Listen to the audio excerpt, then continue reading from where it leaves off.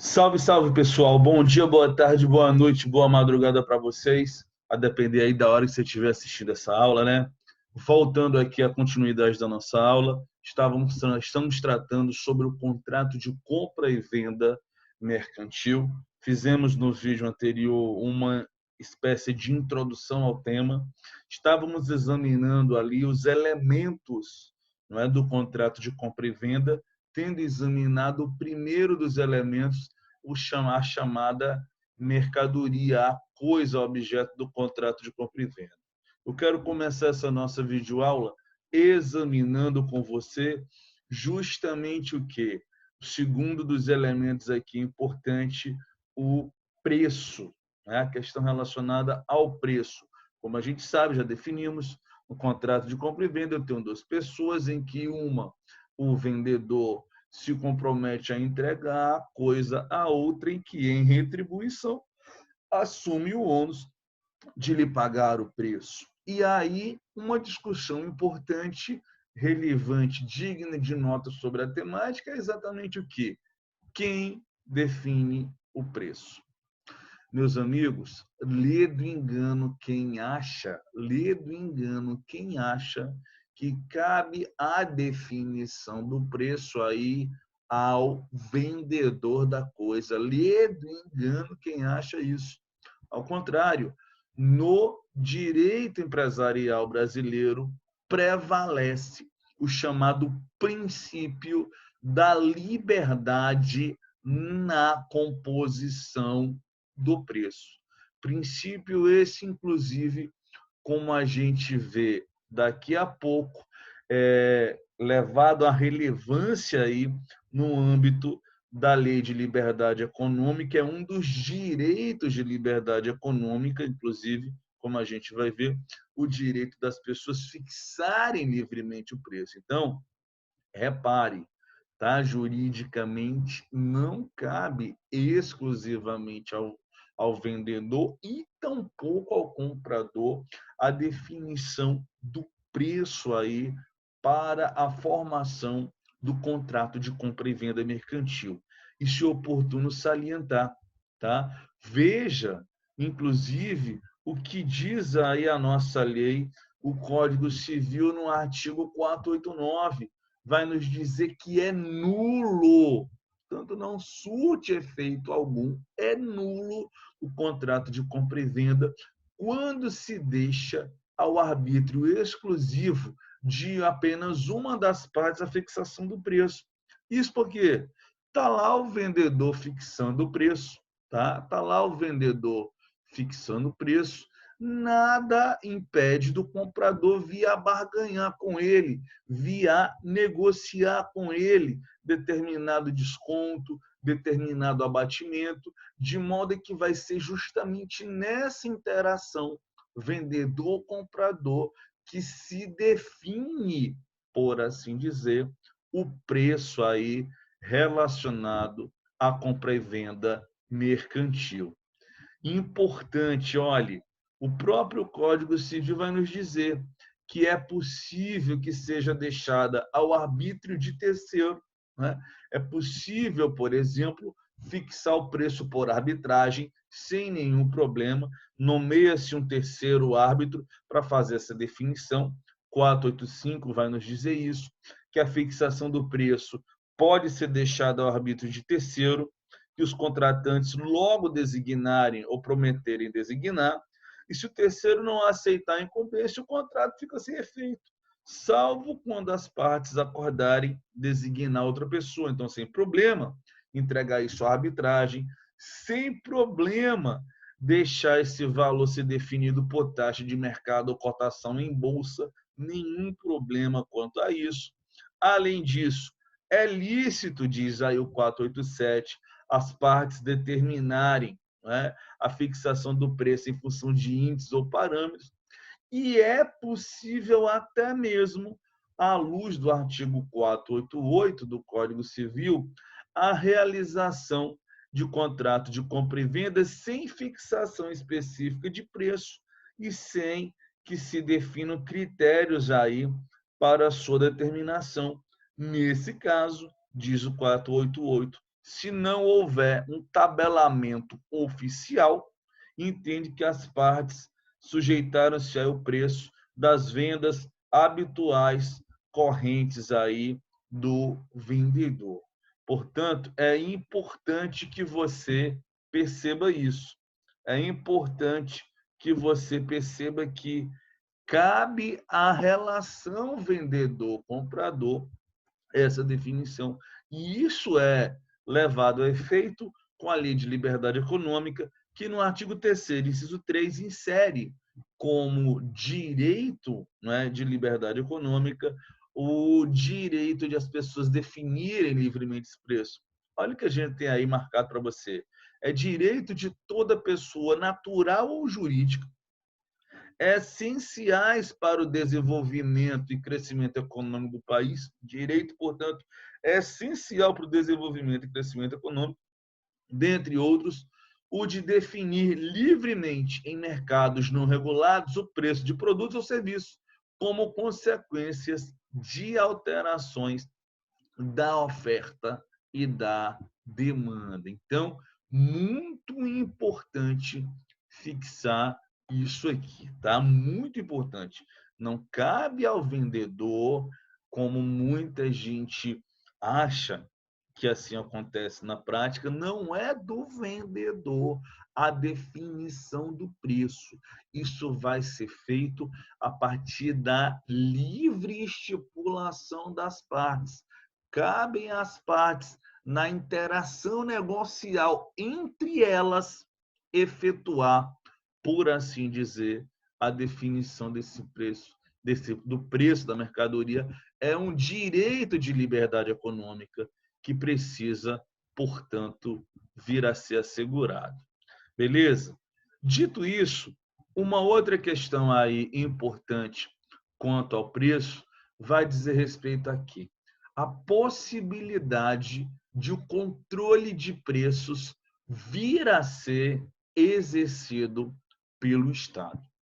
Meus amigos, em situações de perfeito funcionamento da economia, a ideia é que prevaleça a lógica que a gente viu, né?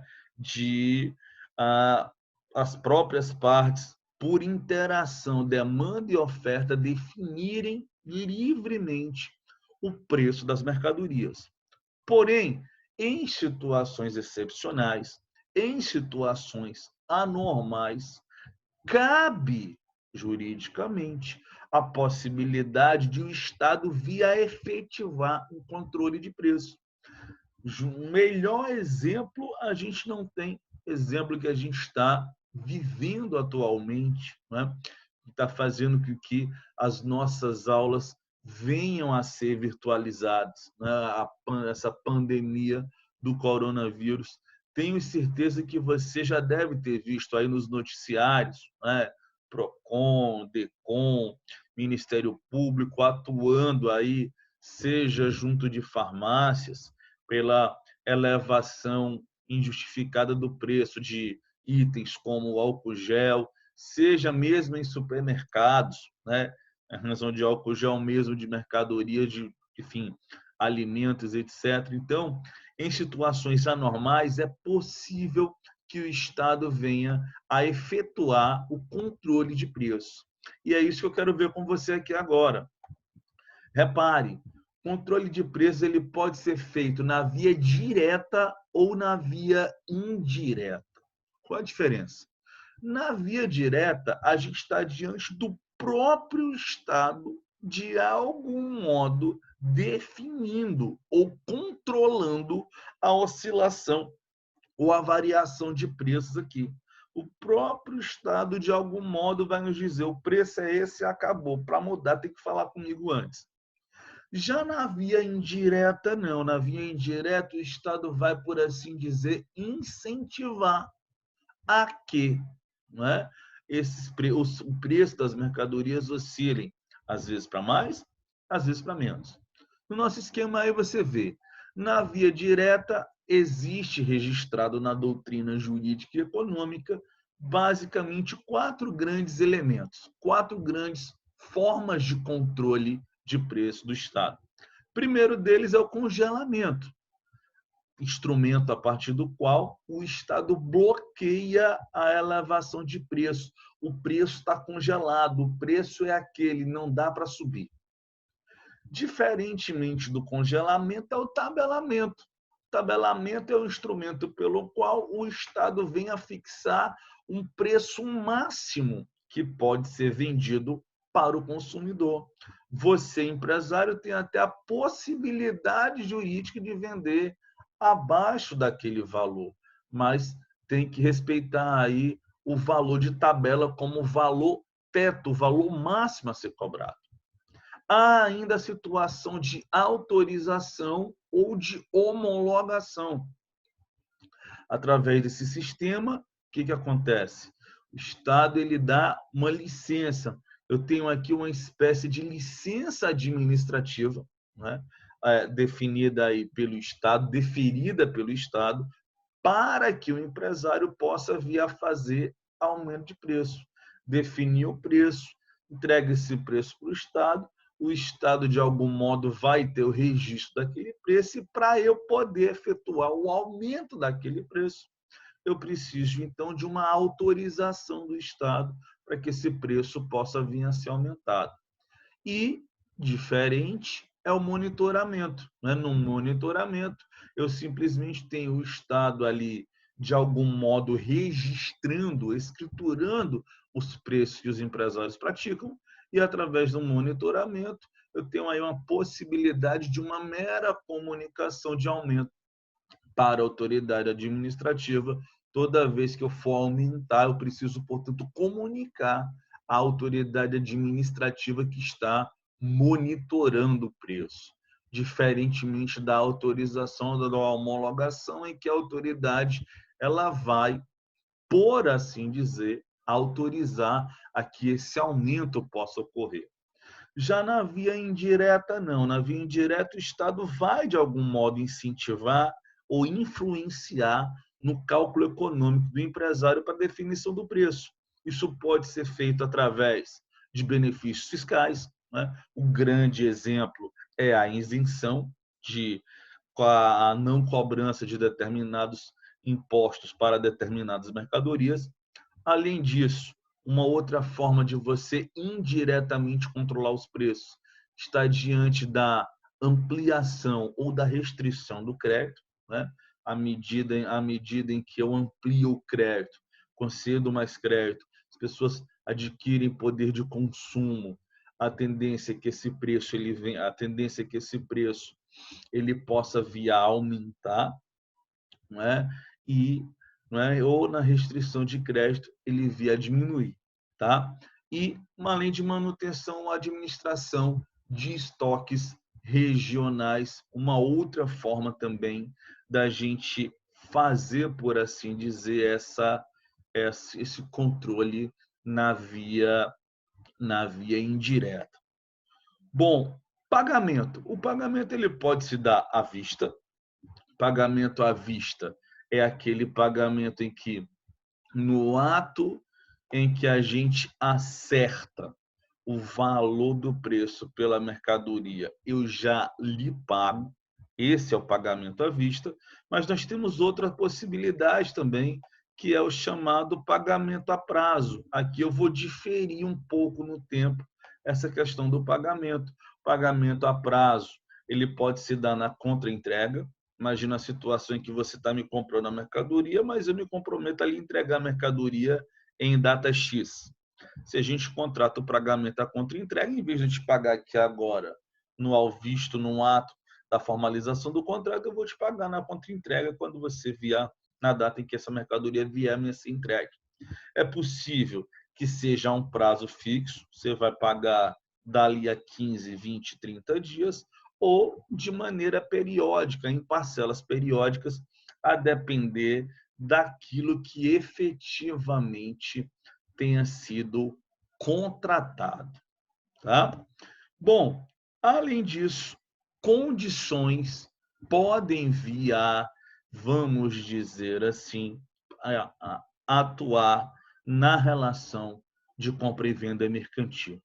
Importante que você saiba o quê? Importante que você saiba que essas condições elas podem ser suspensivas, quando elas postergam a exigibilidade da obrigação para um determinado momento no futuro, ou resolutiva, quando elas desconstituem obrigações, ou seja, eu tenho uma relação jurídica ali estabelecendo obrigações para as partes, assim que acontece a condição resolutiva, essas obrigações elas são desconstituídas, elas são, por assim dizer, extintas. Já na suspensiva, não. Eu só vou poder exercer o meu direito, a minha obrigação, exigir a obrigação de terceiros, depois que a condição via a ser atendida no caso concreto. É o que a gente vê aí nos conceitos do artigo 125, 127 no Código Civil, sendo importante que você perceba o quê? Regra geral na compra e venda mercantil, vão existir as condições que eventualmente vierem a ser pactuada entre as partes. Porém, nós temos situações curiosas e dignas de nota, situações de exceções em que a própria lei já traz estimativas aí relacionadas a condições para determinados contratos de compra e venda. Uma primeira importante vai dizer respeito ao contrato de compra e venda em consignação, que é conhecido também como contrato estimatório, né? Qual é a lógica do contrato de compra e venda em consignação, do contrato estimatório? A ideia é a seguinte: imagina que eu sou, por exemplo, distribuidor de bebidas e você funciona como bar, restaurante de uma determinada casa de show. A gente pode estabelecer entre nós o contrato estimatório de compra e venda e consignação, em que eu te vendo determinadas bebidas para que você possa eventualmente, né, revender para os consumidores finais, as pessoas que estão nas festas, e aí, no final disso, a gente vem a prestar contas e você eventualmente me devolve aquelas mercadorias, aquelas bebidas, nesse meu exemplo, que eventualmente não foram vendidas. Então, repara bem, tá? A ideia é essa: o consignante entrega os bens ao consignatário, que vai vender, pagando o preço ajustado, ou, se preferir, no prazo estabelecido, restituir a coisa. Tá? Ou seja, eu tenho aqui muito claramente o quê? Uma espécie de cláusula resolutiva na compra e venda e consignação. Eu comprei para revender, autorizando a revender. Não vendeu, devolveu, contrato encerrado. Venda contente e sujeita à prova. Da mesma forma, tem uma condição suspensiva aqui. Olha o que a gente tem no 509 e no 510. Não é? A venda a contento do comprador entende realizada sob condição suspensiva, ainda que a coisa lhe tenha sido entregue, e não se reputará perfeita enquanto adquirido não manifestar o seu agrado. Ou seja, na venda a contento precisa que o adquirente, o comprador, diga: ó, beleza, gostei, foi massa, para que a contrato de compra e venda ocorra. Já na compra sujeita à prova, o que acontece? Também a venda sujeita à prova presume-se feita sob a condição suspensiva de que a coisa tenha as qualidades asseguradas pelo vendedor e seja idônea para o fim que se destina. Ou seja, eu preciso efetivamente fazer a prova daquela coisa para ver se aquilo ali vale a pena para mim ou não. Outra situação de outra situação relacionada aí à compra, a exceções, vai dizer respeito aqui a compra e venda por amostra. Se você olhar, né? Se você olhar, né, a compra e venda por amostra, a gente tem o 484 que vai dizer para a gente: se a venda se realizar à vista de amostra, protótipos ou modelos, entender-se-á que o vendedor assegura a coisa a ter a qualidade a que elas correspondem. Então, ou seja, se eu estou apresentando a amostra, é preciso que o objeto efetivamente da entrega tenha aquelas características. Preempção, meus amigos, 513. O que é a preempção? é a possibilidade de que vendi um objeto para você, né? Vendi um objeto para você e, ao vender esse objeto para você, eu tenho o direito de fazer a recompra, a reaquisição desse determinado objeto. Tá joia? Então, qual é a ideia aqui? Qual é a ideia aqui? Como a gente está falando efetivamente de compra e venda mercantil, o prazo para o exercício desse direito é de 180 dias. Ou seja, pactuada a preempção, a ideia é o quê? A ideia é vendi para o comprador indo revender, ele tem que me oferecer primeiro para que eu efetivamente recompre ou não aquele objeto. 180 dias no caso dos bens móveis, que é o caso das mercadorias. Tá? Temos ainda a venda com reserva de domínio.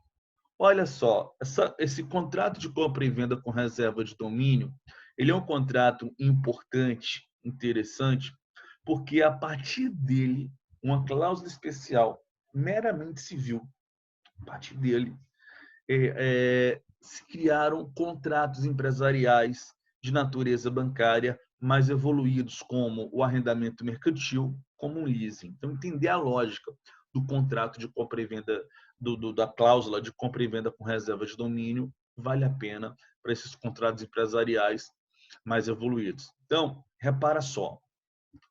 Imagina o seguinte, imagina que eu quero vender para você o meu veículo automotor, você se interessa por ele, sendo que você não tem a disponibilidade financeira para me pagar ali em cash, ao vivo, à vista. Olha o problema que eu vou me meter. Se eu resolvo fazer essa venda para você, diretamente falando, e vamos dizer assim, você não me paga, repara, o carro é um bem móvel. A partir do momento em que juridicamente eu lhe entrego, faço a tradição, aquele carro passa a ser seu. Se você não me paga, então perdi o carro, perdi o amigo, perdi o dinheiro. Aí é onde aparece o contrato, a cláusula de venda com reserva de domínio no tocante a bens móveis, as mercadorias, que é o que nos interessa aqui. Tá? Olha o que a gente tem no artigo 513 do Código Civil.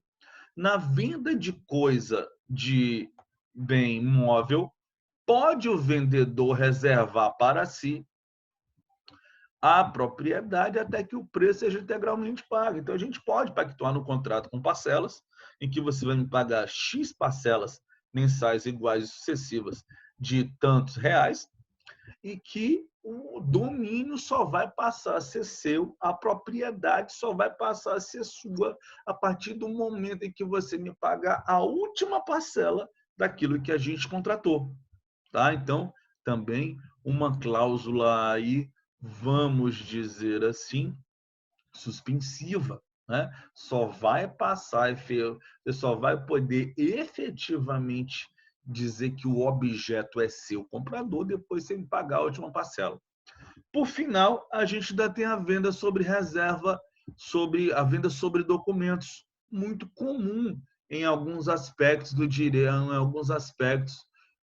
empresarial, a chamada venda sobre documentos. O que acontece?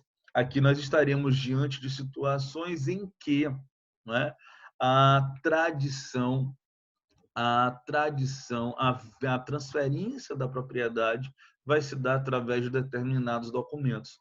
Desde que você apresente documentos A, B ou C exigidos ali, não é, pelo vendedor, você vai efetivamente, então, não é, poder receber aquele preço. Olha o conceito que a gente tem, não é, no artigo 529. Na venda sobre reservas de documentos, a tradição da coisa é substituída pela entrega do seu título representativo e dos outros documentos exigidos pelo contrato, ou no silêncio desse, pelos usos. Então, é essa a ideia. Né? Em vez de eu efetivamente entregar a coisa, eu vou entregar o título representativo, também uma outra cláusula e uma outra condição aí que pode afetar o contrato de compra e venda. Beleza? Bom, a gente mata então essa videoaula aqui e a gente volta então na próxima videoaula para fazer o fechamento, vamos dizer assim, do contrato de compra e venda mercantil. Valeu, show de bola, até já já, até o próximo vídeo.